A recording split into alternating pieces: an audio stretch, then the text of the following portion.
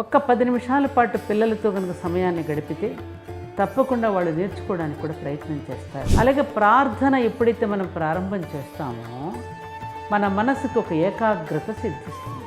ఎవరి పూజ గదిలో వాళ్ళు పూజ చేసుకోవడం కాదు, అందరం ఒక చోట కలవాలి.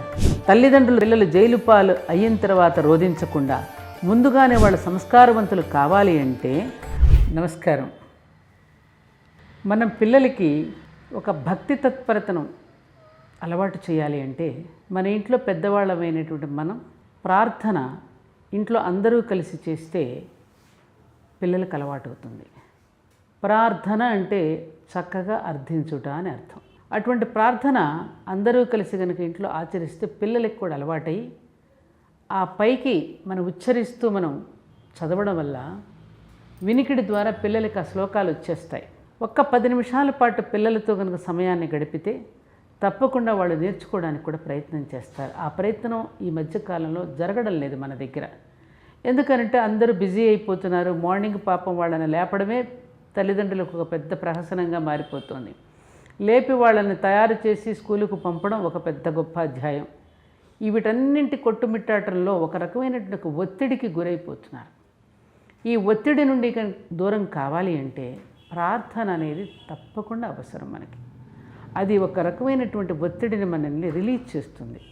ప్లస్ అర్థన అంటే చక్కగా అర్థించుట. ఎవరిని అర్థిస్తున్నాం? మనం కొలిచే దైవాన్ని మనం అర్థిస్తున్నాం. ఆ అర్థిస్తున్నప్పుడు జరిగేటటువంటి గమ్మత్తు ఏమిటంటే, ఇనుప రజను అక్కడక్కడ ఇనుప రజను పడి ఉందనుకోండి, అయస్కాంతం రాగానే ఏమవుతుంది? ఆ ఇనుప రజనంతా అయస్కాంతం వైపుకి ఆకర్షింపబడుతుంది. అలాగే ప్రార్థన ఎప్పుడైతే మనం ప్రారంభం చేస్తామో మన మనసుకు ఒక ఏకాగ్రత సిద్ధిస్తుంది. ఎప్పుడైతే ఏకాగ్రతతో మనం ఎప్పుడైతే ప్రార్థన చేస్తామో ప్రార్థన యొక్క పరమార్థం నెరవేరుతుంది. అది భగవంతుడికి తప్పకుండా చేరుతుంది.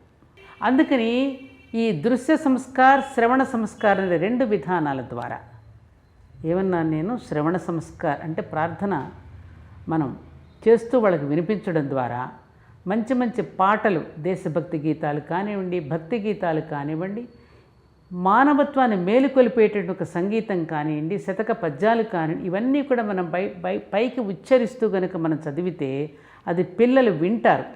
వినడం ద్వారా ఏమిటంటే వాళ్ళు అలవర్చుకోవడానికి ఒక అవకాశం కలుగుతుంది. పూర్వపు రోజుల్లో మరి స్కూల్స్లో, బడుల్లో ఇలాంటి విద్య ఉండేది. తప్పకుండా శతక పద్యాలు పిల్లలకు వచ్చి తీరాలి. మరి వాళ్ళ అటువంటి పరిస్థితి లేదుగా. Johnny Johnny yes papa, eating sugar no papa, telling lies అంటూ మనం చదువుతున్నాం.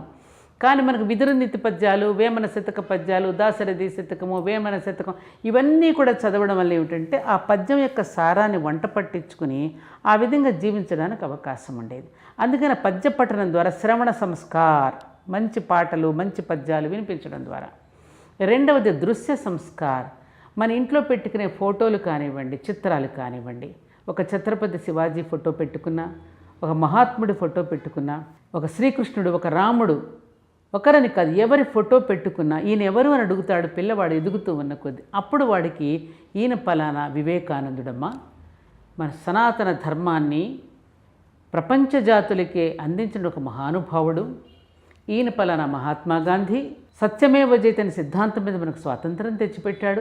ఈ విధంగా ఏమిటంటే అటువంటి దృశ్యాలను ఇంట్లలో పెట్టుకోవడం ద్వారా పిల్లలకి ఆ చిత్రాల ద్వారా ఒక ప్రేరణ కలుగుతుంది వాళ్ళ జీవితాలకి. మరి అలా ప్రేరణ పొందిన వాళ్ళేగా వీళ్ళంతా. ఒక వివేకానందుడి యొక్క స్ఫూర్తివంతమైనటువంటి ప్రసంగాలు విని ఒక జగదీష్ చంద్రబోస్ లాంటి గొప్ప మహానుభావులు ఎందరో తయారయ్యారు, టాటా బిర్లాల దగ్గర నుండి.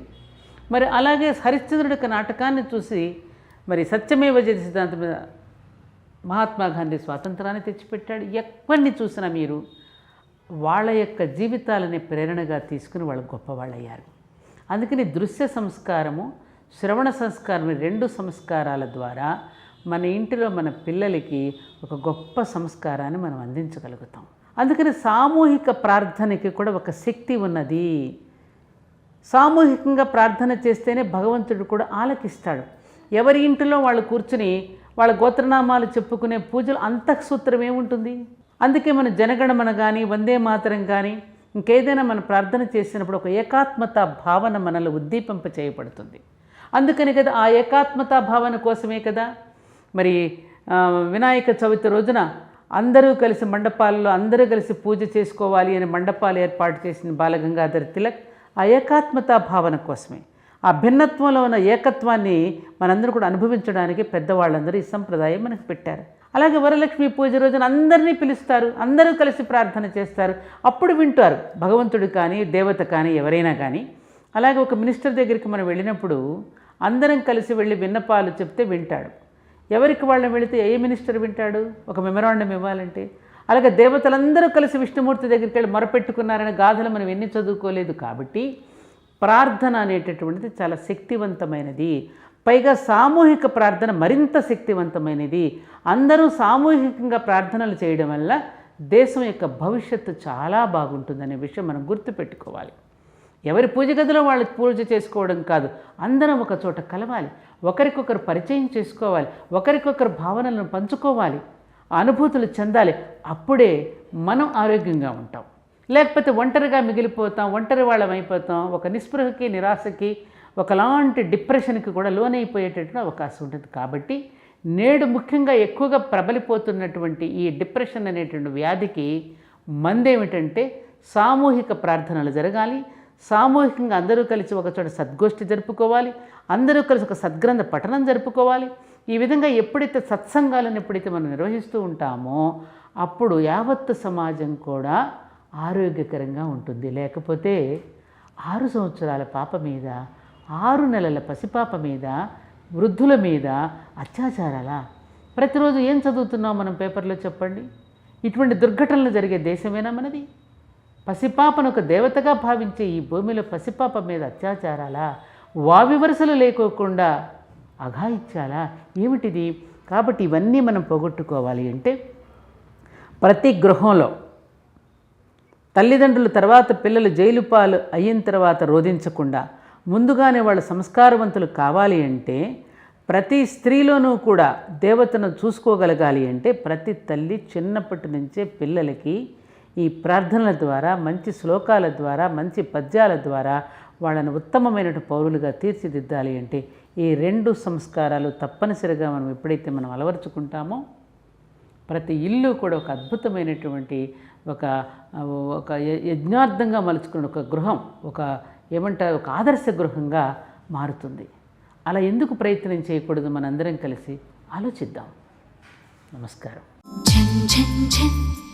తెలుగు వన్